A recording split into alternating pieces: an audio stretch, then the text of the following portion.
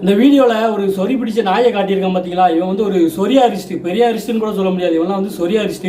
கடவுளே இல்லைன்னு சொல்லுவான். எந்த கடவுள் இல்லைன்னு சொல்கிற, நீ எந்த கடவுளை நேரில் போய் பார்த்த அப்படின்னா எனக்கு தெரியாது அப்படிமா. இவன் வந்து கடவுள் இல்லைன்னு சொல்லி தொடர்ந்து இந்து மதத்தை இழிவுபடுத்துகிற மாதிரி நிறைய வீடியோக்கள் போட்டுக்கிட்டே இருந்தான் யூடியூப், இன்ஸ்டாகிராமில். இன்றைக்கி என்ன பண்ணிட்டானா, என்னோட வீடியோவே எடுத்து போட்டு விட்டுட்டான். காலையில் தான் போட்டான், இப்போ பார்த்தா அந்த வீடியோலாம் இல்லை, டெலிட் ஆயிடுச்சு. ஏன்னா நான் சும்மா விட மாட்டேன். அவன் வந்து இன்ஸ்டாகிராமில் மட்டும்தான் போட்டான்.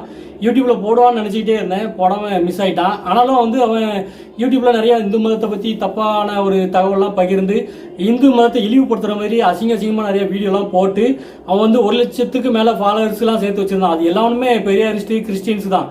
அதில் இருந்த எல்லாருமே இந்து மதத்தில் இருக்கிறவங்க வந்து 1-2 முட்டாள்கள் தான் இருப்பானுங்க, சீமானிசம் அது இதுன்னு. மற்றபடி அறிவு இருக்கிற எவனுமே வந்து அதை ஃபாலோவே பண்ண மாட்டான். ஏன்னா இந்து மதத்தை ரொம்ப கொச்சப்படுத்துகிற மாதிரி அவன் நிறைய வீடியோ போட்டுட்டு இருந்தான். இவெல்லாம் ஒரு ஆளே கிடையாது, இவனை பற்றி நம்ம எதுக்கு வீடியோ போடணும்னு சொல்லி தான் நான் இவனால் இந்த வீடியோவே போடலை.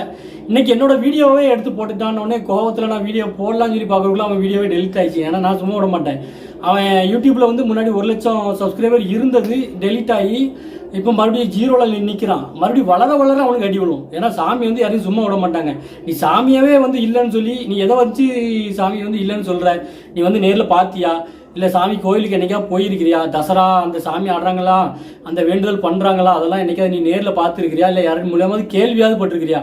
நீ வீட்டில் ஒரு ரூமுக்குள்ளே உட்காந்துட்டு நீ கோயிலுக்கே போகாத நாய், நீ வந்து கற்பனையில் சாமி இல்லை, இது இல்லை, அது இல்லை, இது நொட்டை அது நொட்டைன்னு உங்கள் பெரியார் சொன்னாருன்னு சொல்லி, பெரியார் அவன் என்றைக்கோ செத்து போயிட்டான். அவன் சொன்னான், இது சொன்னால் அது சரி, இது தப்புங்கிறத வந்து நீ வீட்டில் உட்காந்துலாம் சொல்லக்கூடாது. நீ கோவிலில் வந்து பார்த்துட்டு இது இல்லையா, இதில் இது தப்பாக இருக்குது, இது சரியாக இருக்குது, நீ நேரில் வந்து பார்த்துட்டு இல்லை சொல்லியிருக்கணும்.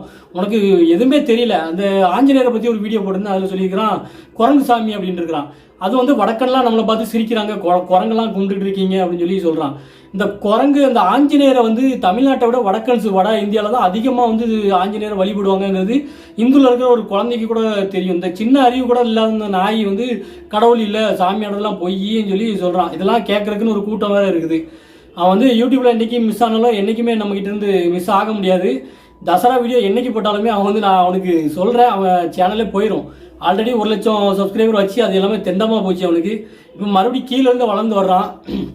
வளரட்டுன்னு விடுவேன், வளர்ந்து மேலே வந்ததுக்கப்புறம் மறுபடியும் அவனுக்கு அடி விழும்.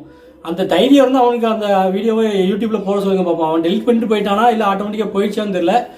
அவன் வந்து இன்னொருக்கா அந்த ஆஞ்சநேயர் வீடியோ போட்டானா அவன் ஐடியா நீங்கள் எங்கேயுமே பார்க்க முடியாது, தேடி எங்கேயுமே கண்டே பிடிக்க முடியாத அளவுக்கு நான் ஓச்சு விட்டுட்டு போயிடுவேன் அவனை.